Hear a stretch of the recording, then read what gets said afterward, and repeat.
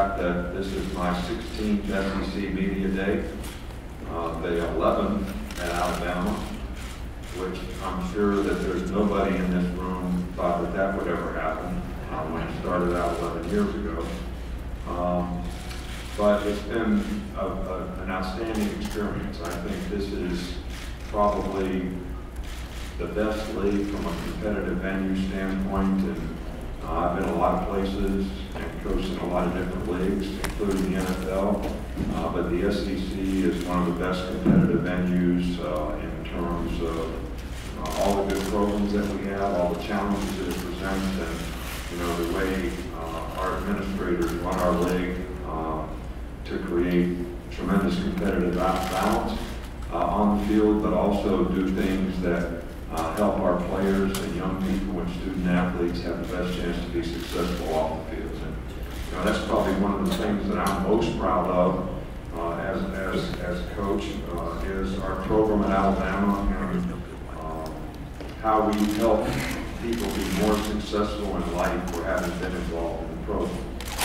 Whether it's personal development and personal development programs, mental conditioning for success, intervention for behavioral issues, leadership, communication, how you brand yourself, or having an academic program that has actually been one of the most successful academic support programs in terms of graduation rate, APR, usually nationally ranked in the tops of the country. The fact that we've had 101 players with degrees play in bowl and playoff games in the last 4 years, which is each year more than anybody in the country, but overall in the 4 years, way more than anybody in the country. So we've been able to help people develop careers off the field, which is very important to long-term success. Everybody comes to a day when they can't play athletics anymore. It's the one thing all athletes have in common, regardless of their sport. And we are very proud that we've been able to help people develop careers off the field so they have a better chance to be successful in life. And also very pleased with how we've been able to help develop football players and help guys develop careers on the field and have success on the field and try to do it the right way. So that it gives them the best opportunity to be the best version, of themselves. So we're very, very proud of that. But currently we're excited from a football standpoint because the challenges the season presents.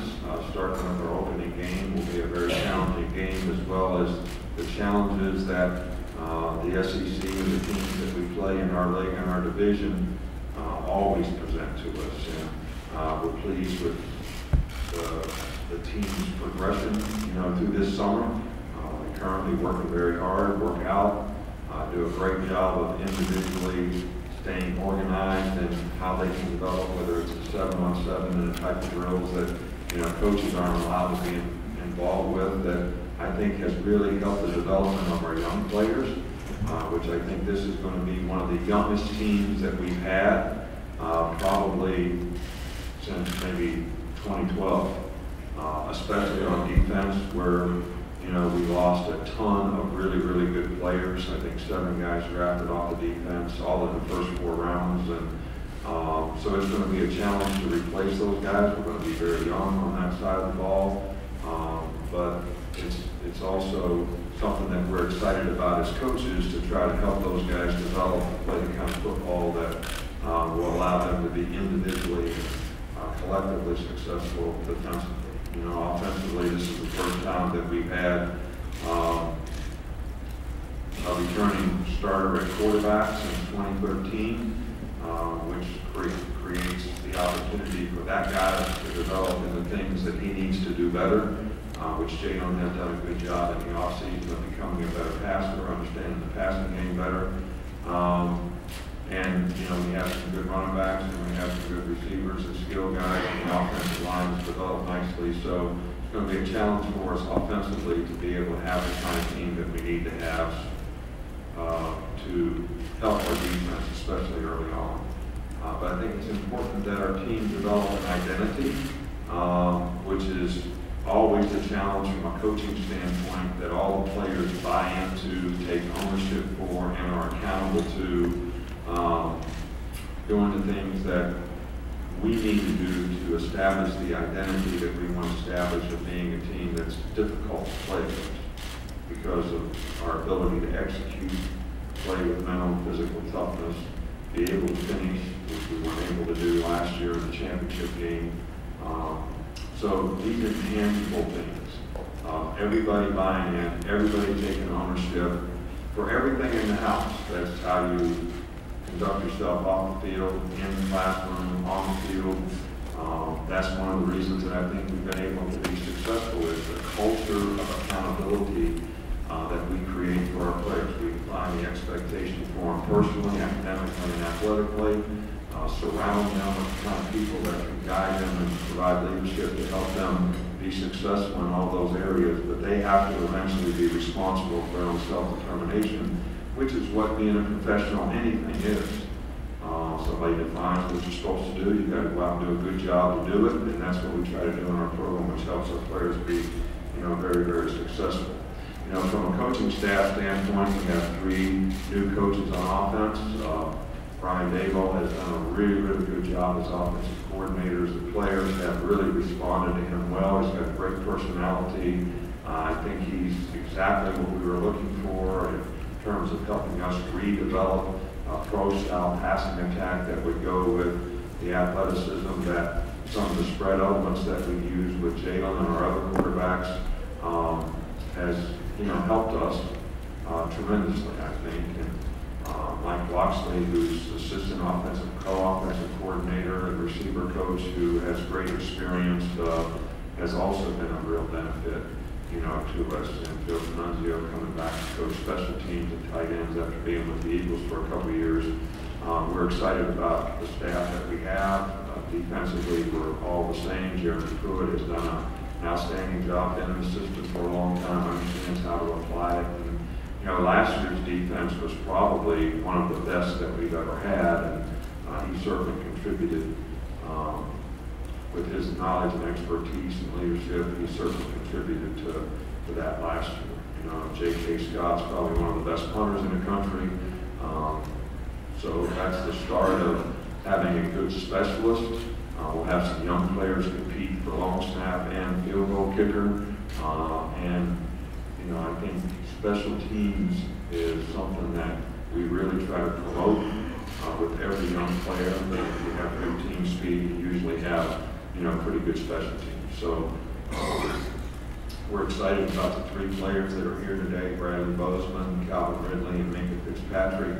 All guys that have done a fantastic job of representing the University of Alabama, our football program, on and off the field. So those guys are all some guys players that we are really, really proud of as people, as students, and as football players.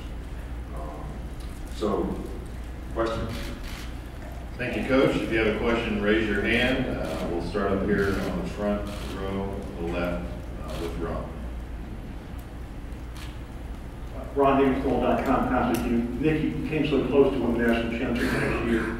Do you self-assess any differently when you come that close and lose as opposed to when you win it? And do you do it like more intensely? And do you think maybe I should have tweaked that? How do you do that? Well, we really try to do it the same way. Because whether you win or lose, we're always trying to self-assess to see what we need to do to get better. I think when you lose, everybody's much more, the mindset is much more, I'm willing to change, I want to learn, I don't want to waste the failure. What could we have done better? Because everybody's hurt by the fact that they lost, especially the way we lost that particular game on the last play of the game. But it wasn't the last play, it's what led up to the last play. And I think that, our players realize that. It takes a tremendous amount of accountability to be able to execute and sustain the execution for 60 minutes in a game. And we played against a really, really good team, which I think when you get to playoffs, that should be what you expect. and we weren't able to finish the game like we needed to. And I think there's a lot of lessons to learn, and hopefully we won't waste the failure. Coach will stay in front right here in the front center section. AP Stedham, BamaMag.com. Good morning, Coach. Coach, how was the recovery of Bo Scarborough and Sean Deion Hamilton, and how does Najee Harris fit into the offense? Well, both players, Bo has done all the work all summer long, no restrictions. So, he's really fine. Najee's a young player who has a lot of talent and a lot of ability that we're anxious to help him continue to develop an understanding of the offense so that he can, make a contribution offensively at the running back position. John Deion Hamilton, who we held out of the spring, but has done everything all summer long, seems to be getting along really, really well, and did not have any restrictions going into fall camp. Okay, we'll go right here in the front row. Tony Seagal, BamaInsider.com. Coach, there's a new rule that allows officials to penalize 15 yards for stepping on the field. What are your thoughts of that rule, and do you plan on having, for lack of a better term, a get-back coach to kind of reel you in during those moments? Well, we've always had a get-back coach, and we think we need more than one, maybe. But look, I think some of the things that's happened in college football should not be tolerated. We saw Steve Dahl showed us a lot of examples of coaches going all the way out to the hash mark,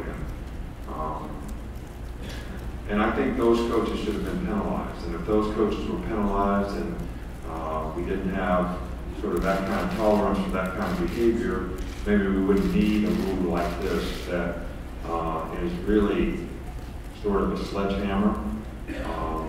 And I hope that this is not a circumstance and situation that affects a game in the fall, because it is pretty restrictive, but it is what it is. It's the same for everybody. We're going to do the best we can to manage it.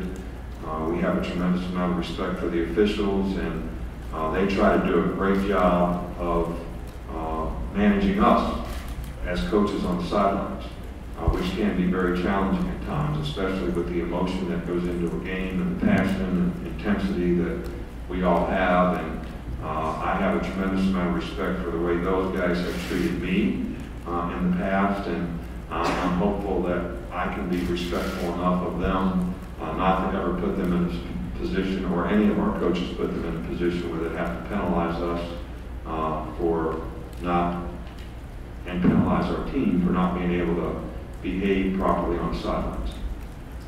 Which we'll go over here to our left, about midway back. Mike Bianchi, Orlando Sentinel. Coach, you guys have won 17 straight SEC games now. You've pretty much dominated the league over the last few years. How do you respond to those who say that your program is turning the SEC into a one-team league? And do you sense anybody getting closer to catching up with you guys? Well, I have a tremendous amount of respect for a lot of teams in our league. I mean, LSU is very, very good. Ole Miss has beaten us a couple times in the last few years. Mississippi State's got a good quarterback coming back. Arkansas's got a good quarterback coming back. A&M's always a very challenging team. I think, Kirby's done a great job at Georgia. Jim McElwain's doing a good job at Florida. Tennessee has gotten better and better every year.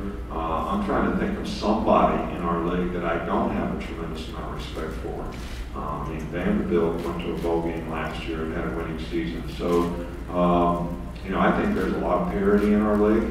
I think it's very challenging from a consistency standpoint in our league.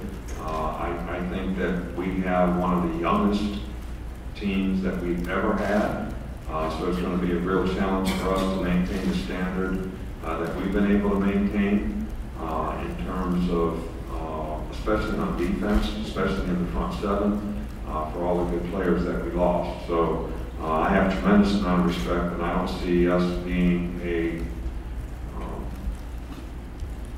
any different than anybody else when it comes to the challenges of preparation and getting ready to play really good teams that we have a tremendous amount of respect for. And we're obviously going to find that out in the first game when we play Florida State in the Chick-fil-A preseason game over in the Mercedes-Benz new stadium. We're looking forward to that challenge, but at the same time, there's a lot of really good football teams in college football, and we have a lot of guys on our team that have tremendous challenges to be able to replace some of the good players that we lost. Okay, we'll go on this middle section, third row. Stephen Smith, a touchdown, Alabama Magazine. Good morning, Coach. Last year was kind of a revolving door at right guard. Who is somebody that you've seen that's really taking that bull by the horns coming up for this season? Oh, I'm sorry, I didn't understand the question. Revolving door, what revolving door? But it started off with Alphonse Taylor, of course. Nestor Cotton came in, did some good things. Corey Kirby came in, did some good things. But who is somebody that you've seen in the offseason that's really starting to take that bull by the horns at right guard? Be that leader. Oh, at right guard, okay. You know, I felt like coming out of the spring that we had 4 players who really demonstrated that they could play winning football in the offensive line. And I felt like we had 4 or 5 other players who certainly showed signs that they could be that player that made the 5th starter, whether it was at right guard or right tackle. And I think all those players have competed very well this summer. And it'll be interesting to see how they mature in fall camp. And I don't think that decision is going to get made until, you know, sometime in fall camp. We have a couple of new freshmen that have shown some potential over the summer, and it's all going to be about who can develop and who can play with the most consistency and who's the best fit with the other 4 players that have all started games for us in the past. Okay, we'll go over to our right on the near aisle, Coach. Yes, Coach Dwayne Rankin, Montgomery Advertiser. You talked about being young on defense. Where does Mack Wilson fit into that? Could he be a guy that could contribute a lot this year? Well, I think inside linebacker is the one position that we probably have the most depth at, with Sean Dion coming back, with Rashawn Evans finishing the season last year for Sean Dion and playing very well. Mack has had a really good summer, and we have a lot of confidence in his ability, and I think he's starting to mature and develop the confidence and understanding in the system to have a role and to be a good player for us. So we're excited about, you know, him making a contribution, you know, at that position. And he's so athletic that, you know, maybe we could even develop him as a rusher because he is a very explosive guy. We'll go right down in front of us, Coach, here in the second row. Morning, Coach Saban, Jerry Clark, BamaMag.com. You mentioned that you've gotten good reports in the offseason about Jalen's development as a passer. What kind of reports have you gotten on the skill players that either redshirted last year, only went through spring, or just got there in May? Well, you guys have asked really hard questions. When you say skill players, you're talking about receivers? And DBs, yes, sir. And DBs. Well, we have a lot of young players, which is really hard to evaluate. I think we had 16 mid-year guys who were all in spring practice, and then we had 12 other guys that, you know, came and started this summer. So we haven't been able to see a lot of what those guys can do. We can only go on what the strength and conditioning coaches say in terms of what their development is, but I do think several of those players have demonstrated some explosive ability with great speed, and they're certainly going to get an opportunity to complement the other players that we have in the fall. Defensively, all the guys in the secondary were here in the spring, so there's not really any new guys that came in, you know, in the fall. So I think our focus has been on continuing to develop the players that we had in the spring, and hopefully they'll improve and have more guys that can play winning football for us. Coach, we'll go back over to our left, alongside the wall. Coach, Matt Michelle, the Orlando Sentinel. You mentioned earlier in your opening remarks that it's your 11th year at Alabama. What does it take to kind of build up that coaching longevity? Most coaches don't stick around that long at one place. And the days of seeing guys like Barrett Bryant, Bob Stoops, Steve Spurrier sticking around at one program for a long time, what do you have to do to kind of do that when you're as a head coach? Win.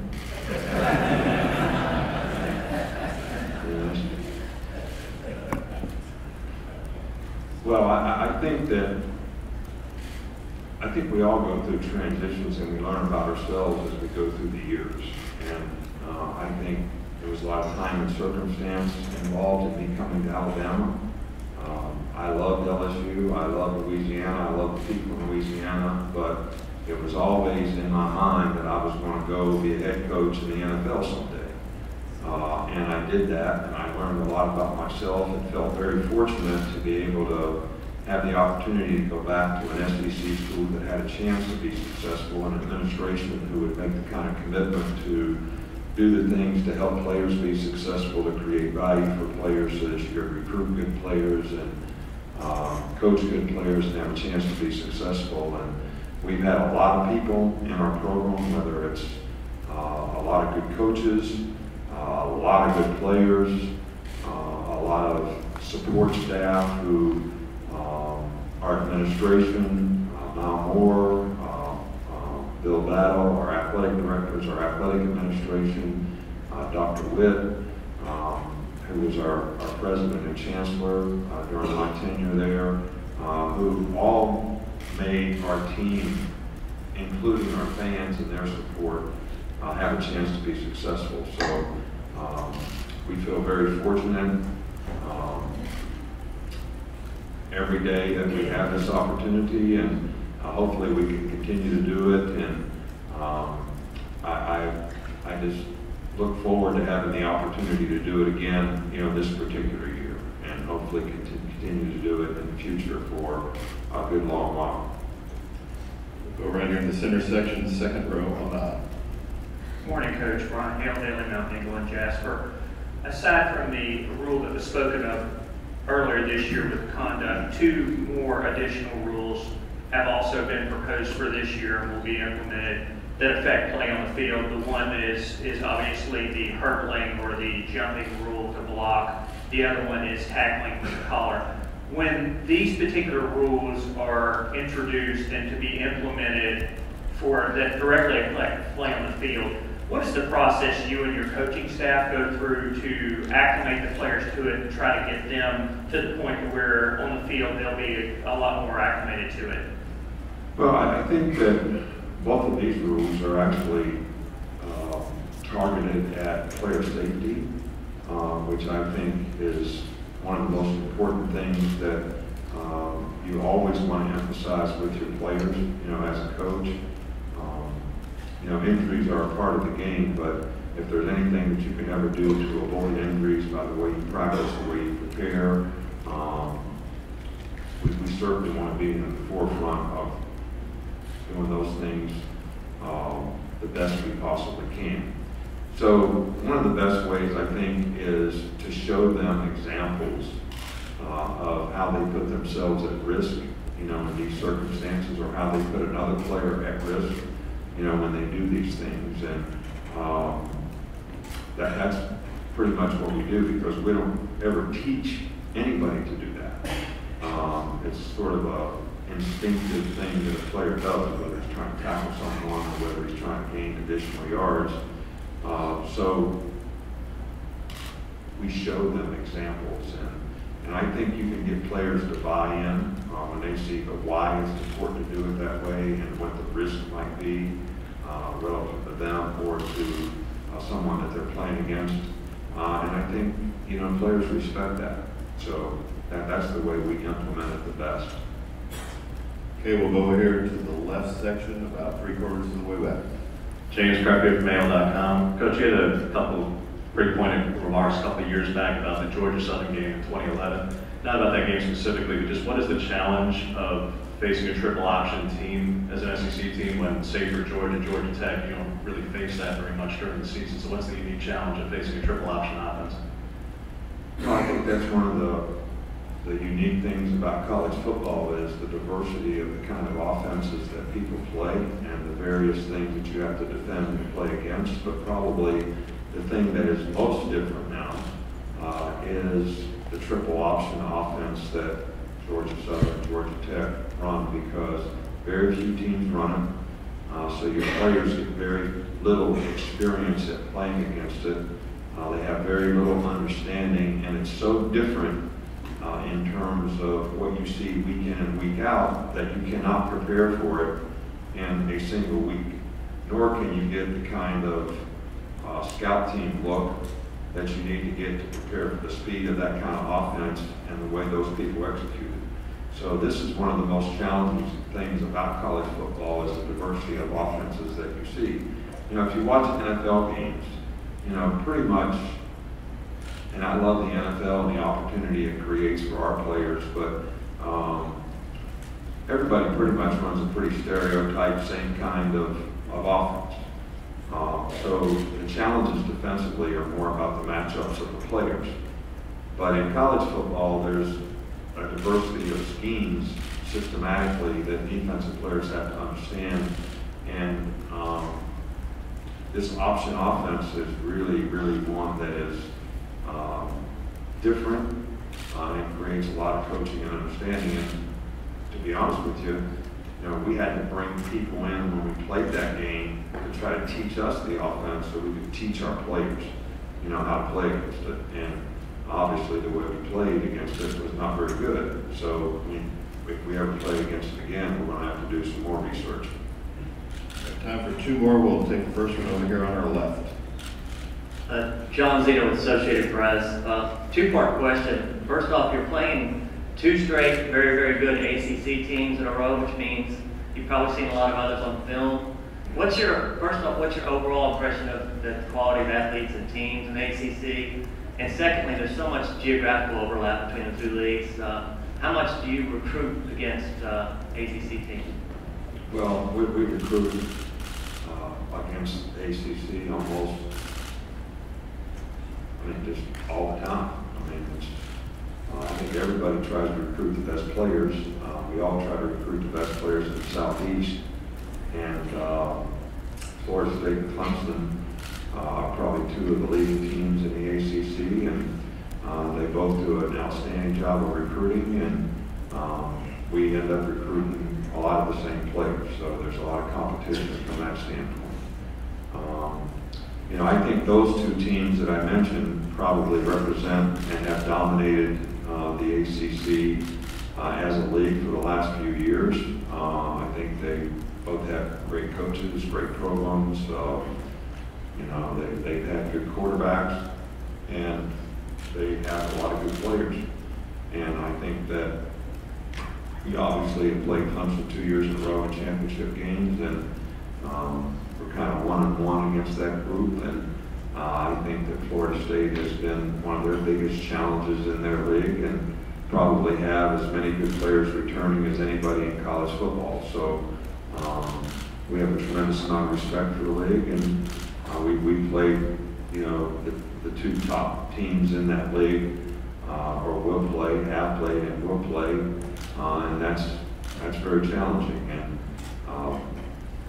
Florida State especially is built like an SEC team, you know, like our teams. I think the Florida State is fast, explosive players, which they have a lot of, but they're also a big, physical, play great defense, tough, you know, team. And I think it's probably Jimbo's experience in this league that sort of why he built his team that way, and that's certainly the kind of team that they have this year. Coach, we'll take one final question to our right, along with Chase Goodred with NFL.com. Coach, I had a question about the new rule that allows scouts extra access to a few underclassmen in the spring. The access that the scouts got in the spring kind of varied a little bit from school to school, just height, weight type measurements at some places and a more complete workout at others. The question is, what was the level of access at Alabama, and what level of access do you think would be ideal?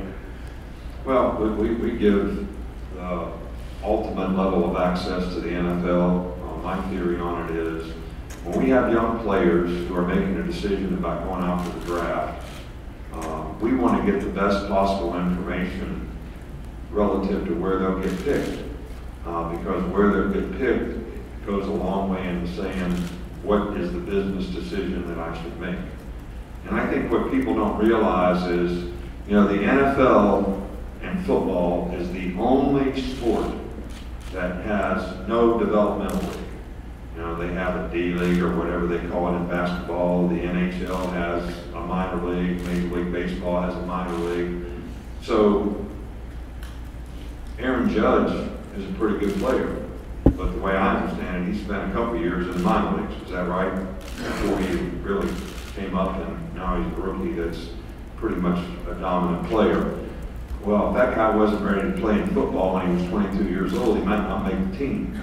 All right, so what these players have to realize is when they make a decision to go out for the draft, it's kind of an all or nothing thing because there is no second developmental chance for them. That's what college football is for them.